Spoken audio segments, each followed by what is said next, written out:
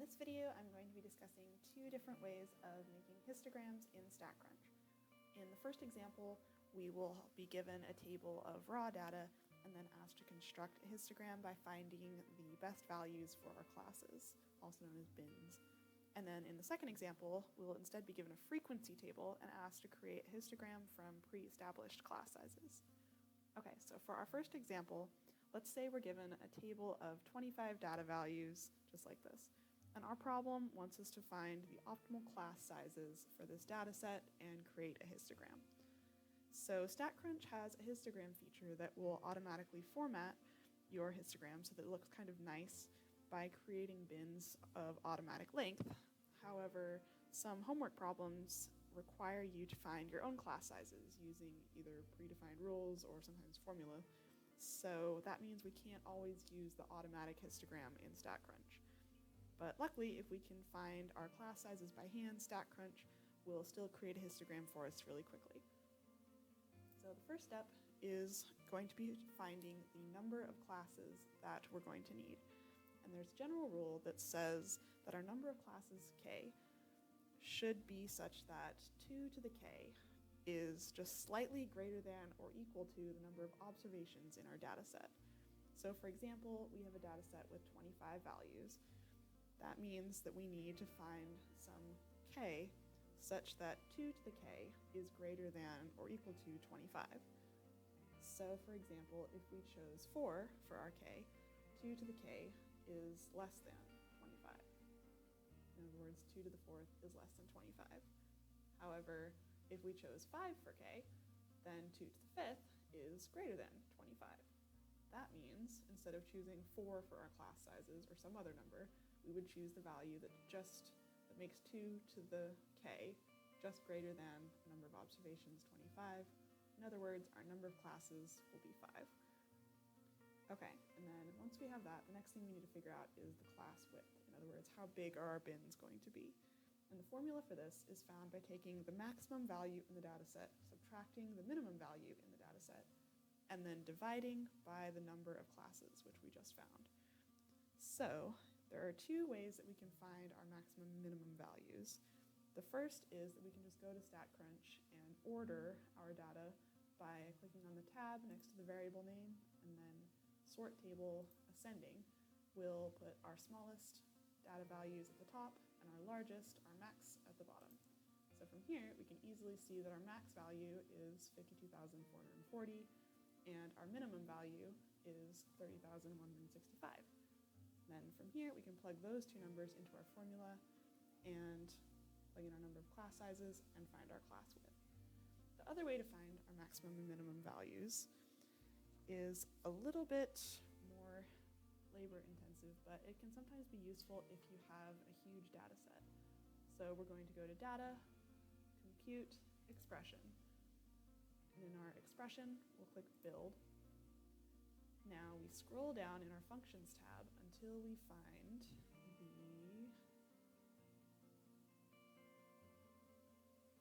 think I messed up. There it was. Max function. Double click on that, and double click on your variable name. In this case, it's variable 1. It could be something else. It's just the name of the column that you have your data set in. And we click OK, and hit Compute. And you'll notice it created another column that has our maximum value in here.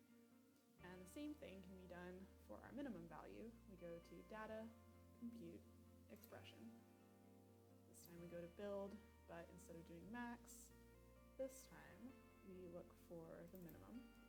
And again, double click on our column name, variable 1, click OK, Compute, and again, it will sort through and find our minimum value for us. Okay, so either way, either method you use, we can plug those values into our formula. We get 52,444 minus 30,165, whatever that is, divided by our number of classes, which is 5, and that gives us a class width of 4,455. Okay, so now that we're here, we now need to choose a starting point for our histogram.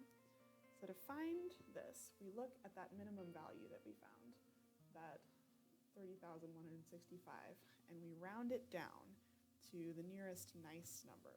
It's important to round it down, not up. So the number we round it down to can vary depending on what the numbers in your data set are, but here our minimum value rounds down nicely to a nice even 30,000. And the important thing when choosing a starting value is to check after you've made your histogram to make sure all of your data values are represented somewhere in your histogram. Okay, and now that we have all of that, we can go to StatCrunch and actually make our histogram. So we go to Graph, Histogram. It will open up this window for us, and we can click on the column that we want that has our variables in it, or our data values in it. Next thing, we go to, under the bins, Start At. This is where we enter our starting value that we chose as 30,000. And then we enter our width, which we found from our formula, 4,455. Leave all the rest of everything alone, and scroll down here. And then we just go down to Compute, and StatCrunch will make us this histogram automatically. So you can see we have a starting point of 30,000, and each of our bins has a width of 4,455. So, oh yeah, and one thing to notice too is that if you scroll your cursor over the bins, it will give you the frequency values in each category as well as the upper and lower limits of the class.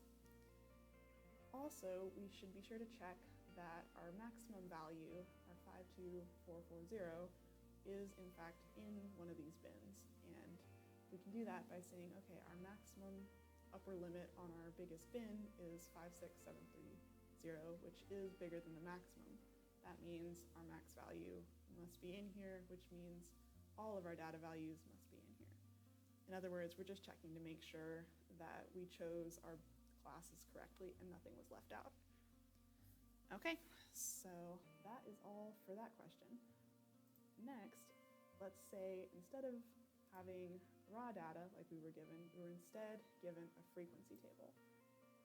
So here we can see we're already given the bins and the class sizes and the frequency values, and they want us to create a histogram just using this.